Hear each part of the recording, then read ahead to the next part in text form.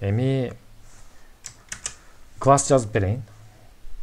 Классты азырынча эрте болушу мүмкүн, бирок сиздер бул синтаксис жөнүндө сөз болуп аткандыктан мен класс кандай жазылат экенин да бир сыйрамда жөн эле көрсөтүп коеюн. Бул Python'нын жазылышы кандай болот экенин сиздерде бир аз элестетүү болсун да. Көбүнчө класстар чоң табадан башталат. Бир жардамчы дейли. Бир жардамчы деген класс түзүп койдук. Хош чекиттедик. Анан бул класстын түзүлүп атканда класс түзүлүп атканда атайын бир конструктор болсун дейли. Конструктор дегенде бул класстын ичинде init деген метод болот атайын. Ал жөнүндө сурашпай берем. Бул методду эмне үчүн колдонуп атам? Бул класс түзгөндө ага мен бул класска бир ат деген аргумент берем. Ошондо объект ушунда атты кармап турсун дедим да. Эми адамдын аты дейли мисалы. Анан буга чейин айтып кеткендей, класстардын ичинде функция жазып койсок болот. Мына могу сыяктуу. Көрдүңүзбү? Окшош эле. Болгону азыр атын айт дейин, self деген кантамыр аркылуу бириктирели дейли. Анан бул метод эч нерсе бербейт. Бул жөн эле экранга чыгарып берет.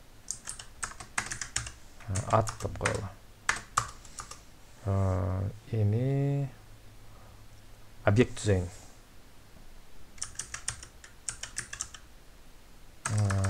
Бир объект деген бул эмне? Буга чейин бир нерсе жөнөкөй эле.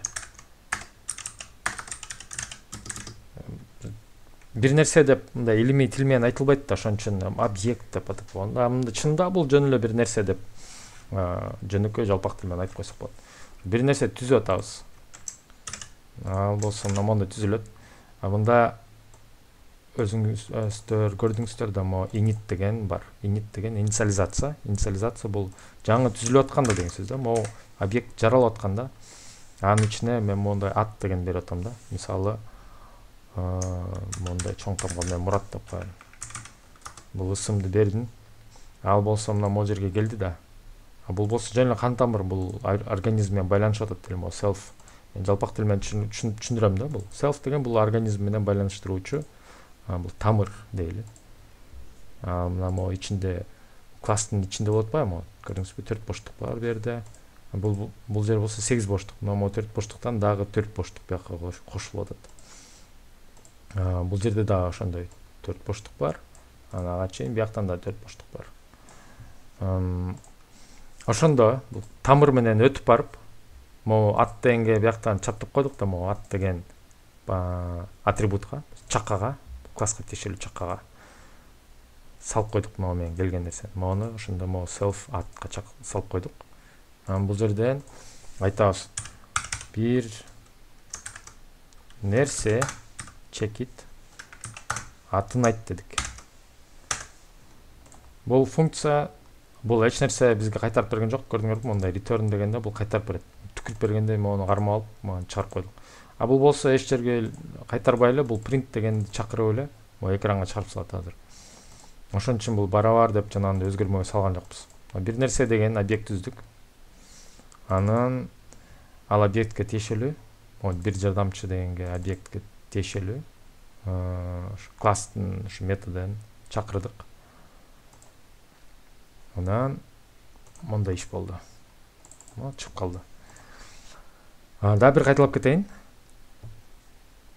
Бул класс деген өзү, могу конструкция, могу нерсе.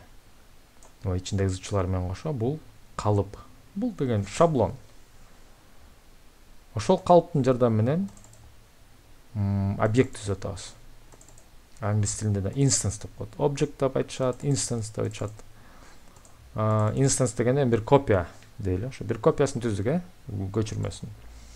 Ал ичинде мына могу мондай атрибут бар, анан ошондой эле мондай атын айт деген метод бар.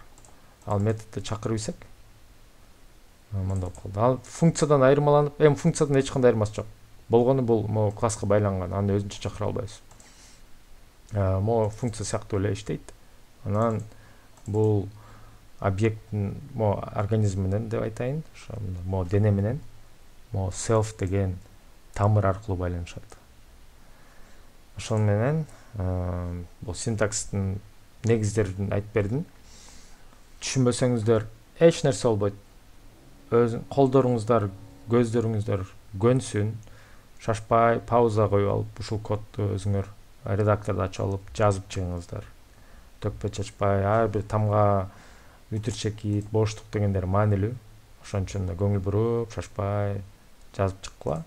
Сизди дароо түшүнөт деп эч ким күтпөйт. Ошондуктан өзүңүздөргө бир аз кечиримдүү болуңуздар.